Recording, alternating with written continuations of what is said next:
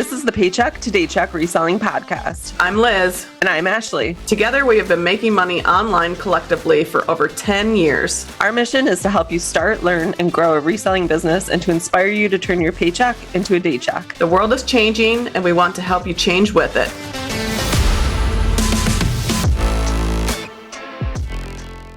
Welcome back to another episode of the Paycheck to Daycheck Reselling Podcast. Today's podcast episode, we want to talk about 5 easy steps to get more inventory. And that can be a challenge. You never know when your inventory is going to dry up. You never know when you're going to go from getting hundreds of items to only finding a few. So we want to give you 5 tips. Hopefully this will be helpful and help with your inventory. So the first thing I wanted to talk about, which I think is so important, is to switch up where you're going sourcing. So no matter if you're doing thrifting, if you're doing retail, online arbitrage, it can apply to all of those. Don't put all your eggs in one basket. And it's nice to have routine. It's nice to have like a schedule of, okay, I go to these 4 or 5 thrift stores, and those are the ones that I cover every single week. I have my route. That's great.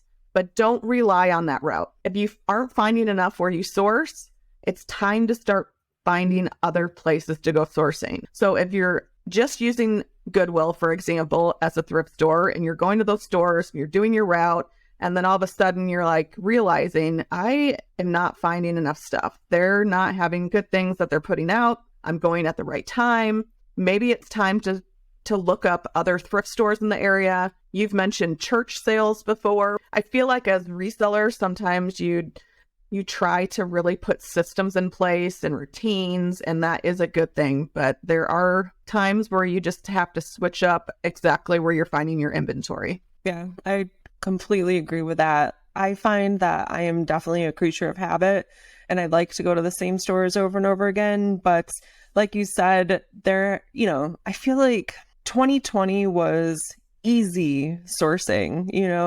People were cleaning out their closets, cleaning out their wardrobes. Maybe they were doing, their position transition from going into the workplace to work from home, and they're like getting rid of a ton of like workwear attire, cleaning out their garages. There was it seemed like there was an endless amount of inventory available to us.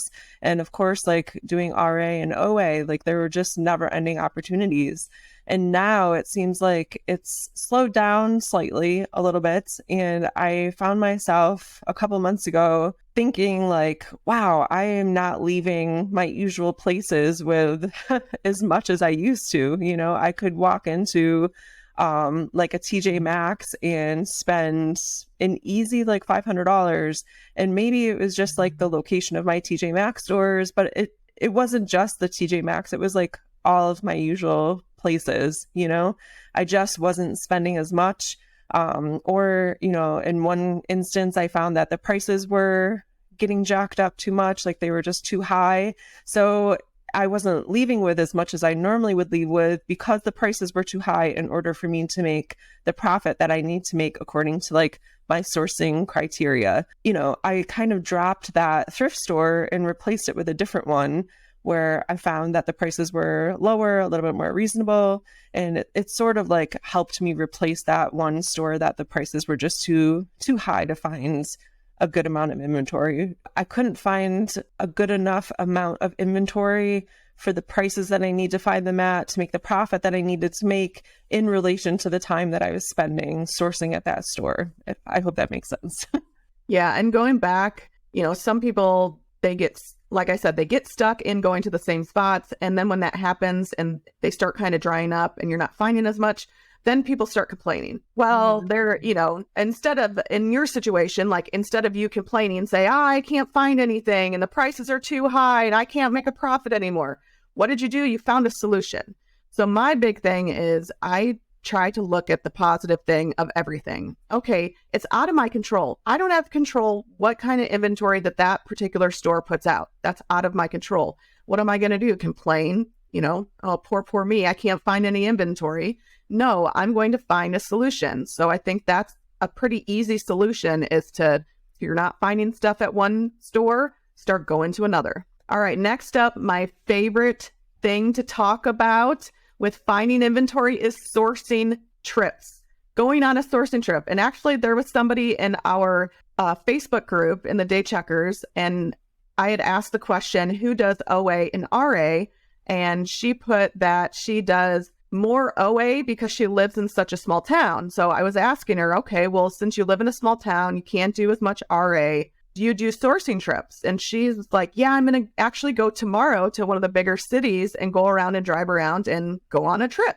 And we've had Matt Bilo-Selhines on the podcast. He talked about Keepa with Amazon. And I know he does his yearly sourcing trips where he goes from, where is he at? New Hampshire. Yep. Goes all the way down to Florida and has all these stores that he hits in different areas. You know, some people might think, well, sourcing trips are probably way, way too expensive. But I like to do sourcing trips when we go out of town, when we go on vacation. We just put out on Freeway Flippers a video about us going to Seattle for the holidays. And we found a Dick's Sporting Goods store that had a clearance going out of business sale. And Casey and I found 3 gigantic boxes full of stuff. It was a bunch of sporting good attire, apparel. We found a bunch of shoes. But when we were there, the prices were so low that we knew even if we had to pay for, which we ended up doing, paid like $150 in shipping just to get that inventory back down to Arizona because we could only fit so much in our suitcases.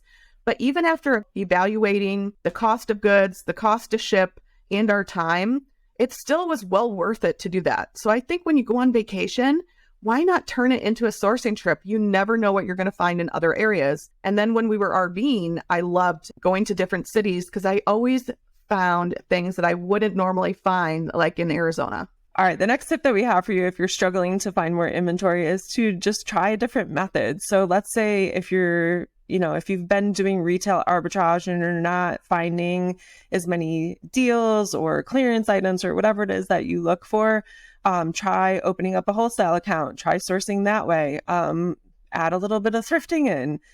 Finding different sources for inventory is never a bad thing.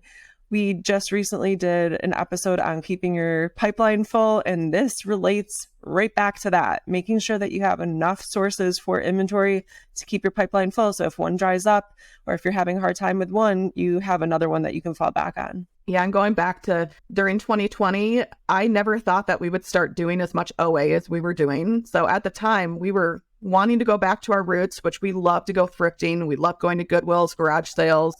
And at the time, that was not a way that we were going to find inventory because stores were closed. We couldn't find it. So then instead of giving up, we pivoted. We then went to OA, and that's why we joined that OA group, because we had no idea how to look for items online. That was a little bit foreign to us. Casey had done a little bit of OA, like back when we first started selling, actually on Amazon. He would go to the REI garage and look for clearance items. And that was kind of how we got our start with OA.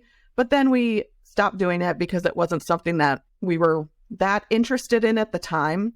But then once we joined the group, I got really into doing online arbitrage. And then, of course, everything started opening back up. And we then pivoted again and went back to our roots, which is thrifting. I mean, that's just the easy, solution if you are doing one way of sourcing to pivot and go to another. All right, next up, I think one of the big things that people post about is all these Amazon return boxes and buying in bulk. And I would not recommend the Amazon return pallets. We did not have a good experience with it, but that is another way that you can find inventory is buying in bulk. It was a lot of like returns that were private label, non-branded items that really for resale purposes, we didn't find it very useful. But there are websites where you can purchase inventory. We recently were looking for more like outdoor inventory, like outdoor brands, because we sell a lot of that. We find a lot when we're going out and thrifting. But there's a website called America's Thrift Supply. We bought their Adventure Supply micro bale. It was 100 pounds of adventure brands. So it was supposed to be like Patagonia, North Face, Mountain Hardwear. ended up being a lot of Carhartt, which is fine, but that stuff just sells at a lower price. The cost was $509.99. So we did get a close to, I want to say close to 100 pieces. So the average buy cost was, and it was free shipping. Average buy cost was, under $6 a piece, which is what we would normally pick up at a thrift store anyways. So I think that's another way that you can do it. I know that there's other websites that you can buy in bulk. You can even look to see if other resellers have a box of certain items that they're trying to sell in bulk. So like this particular site, America's Thrift Supply, they just they didn't give you a manifest. So a manifest is where you get like a detailed report of exactly what you're going to get when you get your items. But they said it would be, those particular brands. So that made us kind of more okay with purchasing it. And we wanted to see if that would be a good way to get inventory. At least do your due diligence and search to see, ask around like other resellers if you've used them before, because there are some that I don't think are the best. We've done a restock box, and that was a bunch of return items from Amazon as well. The Amazon I just wouldn't touch. That's just my personal opinion. Unless you had a manifest and you knew exactly like the name brands that you would be getting, I think they just shoved like generic items in the box. So I would not use that as a way to source. But some of these other websites where you can buy in bulk that have like better items, I think that's a great way to find inventory. Yeah, and especially if you can look up reviews, like you said, or get, firsthand feedback from other resellers that have used it. And especially if you can get a manifest, like that is always helpful. And I recommend trying to find someone that will give you a manifest for like your first time, especially. So, and especially if you're new too, and maybe you don't have a lot of like a good like fund snowball like built up yet. It's just better to be safe than sorry when you're starting out doing something like that. Yeah, I mean, $500 to us, I mean, we have enough capital to where, we can afford to buy items like that.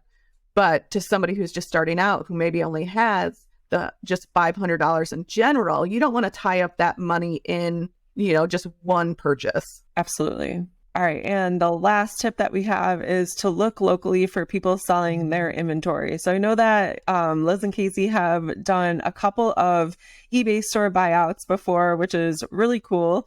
I have looked into that before. I have done some bulk buys, but I haven't bought out an entire store.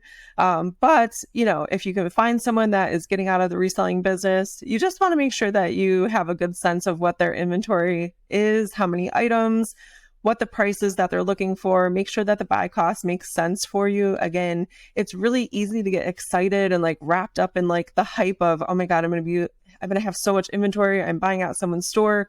I'm going to have so much stuff to list and work on, and it's really exciting. Make sure that you're going through and looking at items to just double check that they are not damaged, good quality. If it's, shoes, no dry rot from being stored for who knows how long, just, the usual things that you would check for if you're thrifting in a thrift store. So one of the bulk buys that I did was, I think it was like 2 years ago now. This church that I used to thrift at all the time. It's just a little bit too far away now for me to go every single Friday, but I used to go every single Friday, and they have like an indoor garage sale every year. So they were having this sale, and I happened to see on their Facebook page that they were selling off this like Christmas village, those Christmas village sets. And there was no price, but I looked up like a couple pieces using like Google Lens, and some of the pieces were selling pretty well. So I sent them a message, and the girl that responded, she's like, oh yeah, it's still available. Come on down. So we, at that time, lived like 10 minutes away from this place. So Brian and I took his truck. We went down there. We found the lady and spoke with her, and they wanted this like crazy price. I think it was like $500 or $600 for the whole set, if I remember correctly.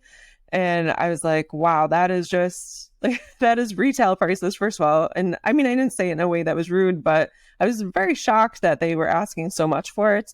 But, I looked up some more of the pieces that I saw there, and everything was in great shape. They had all the boxes, all the parts and pieces. everything was working. They had batteries in everything, which was really nice. And the ones that were, that you plugged into the wall for like the little light to come on, those were all like plugged in and everything was working perfectly. So Brian was talking to the lady while I was kind of like looking up more, sold comps. And I tried to like talk her down a little bit and she really wouldn't budge. And I'm not sure if she was selling it for herself, like if it was hers or if she was selling it for someone else. But anyways, she wasn't moving on the price. I'm like, I'm really sorry, but I can't spend whatever it was. I can't remember if it was $500 or $600. And I told her the most, and I don't want to insult you, but the most that I'm willing to pay for this is $200 max, like really like pushing it max is like $250. She's like, oh no, I can't do that. I'm like, I totally understand. If for some reason, you decide that you want to accept that offer, like please text me. And she had my cell phone number. So we went back home and we were just enjoying our afternoon. And it was like 3 hours later, she texts me. She's like, okay, I'll do $225. I'll split it with you. I'm like, okay, perfect. We'll be right there to pack it up. And it was like pouring rain and it was so cold out, but we got everything into the truck really, really quickly. I think she just wanted to hold out and see if she could get some more money for it. So we ended up, getting a great deal on them. She got to get them out of her house or whatever the case was. And that was a really fun, like bulk buy. And I also got to display them for that entire like Christmas season in the house that we were in. It was so cute. And now, we're working through like selling them. So that was a really fun bulk buy. And I know that you had some points that you wanted to make on the last eBay store that you guys bought out. Yeah, so we've had a couple different opportunities. So one of them was when Bolo Brenda, my mother-in-law, was in town and she discovered that somebody was, selling their eBay inventory. And this person, which you'll find a lot, people start reselling, they go full time, and then they realize it's a lot of work and they want to get out of it. Usually the people either don't have time for reselling with the stores, or they have like a change of job. So that's what was happening. So this person started reselling during COVID. Then during COVID was also on the side getting his real estate license. So he wanted to be a realtor. He had that opportunity to go full time as a realtor and decided that, his wife couldn't keep up with the eBay. They actually had like 4 items that needed to be shipped out that they like hadn't even shipped out and it had been a week. I was like, I probably want to cancel that sale. They were in the position where they just wanted out of it. Now, I like your negotiation skills because that would be the advice I would give if you do find somebody with bulk items locally, is everything is negotiable. It's just like going to a garage sale. The price that they say, try to talk them down. So we ended up getting the whole store for, I think, $2,200. It was our first eBay store purchase. We learned a lot. Some of the things that I would say, definitely look through all the items. Make sure they have a count of how many items you're going to buy. I think figuring out the buy cost is the number one advice I would give, because you need to have a limit, just like with that Christmas set. You weren't willing to go above what you wanted to pay. And with buying out an eBay store, you need to have that number. I'm not willing to buy the store for this amount of money because it's way above the cost of goods I'm willing to pay. So definitely keep that in mind when you're looking. There was another store that was out here that somebody was trying to sell. And when we went to the eBay store, we were like, those items, like, no, they're all generic items. No wonder they're sitting. Like, just make sure that you're doing your due diligence. It is, like Ashley said, easy to get excited because you would be getting all that inventory, but make sure that that buyout is going to fit your business model and what your buying criteria is. Yeah, I think a lot of people, like we mentioned, get really excited and then they end up with all this stuff. And what you mentioned about making sure that you know how many items you're buying and for what amount, so you know what your buy cost is. I think there's so many people out there that they buy these bulk boxes or pallets or reseller, whatever it is, and then they end up like breaking even on that merchandise. And guys, like, your time is just worth so much more than breaking even on something like that. Like, yes, it's exciting. Maybe it makes a great YouTube video, but like, you should be profiting on those items. And I think we just get caught up in the excitement of it and not wanting to miss out on something, that we go ahead and make the decision before we have all the facts and know if it's actually a good business decision for us. All right, guys, that's a wrap on today's episode. Thank you so much for listening to the Paycheck to Daycheck Reselling Podcast. Anything we mentioned in this episode will be linked down below in the show notes or description down below. Be sure to share this episode with anyone you think it will help and follow us on social media at P2D Podcast. Thanks again for listening. Keep working towards that Daycheck.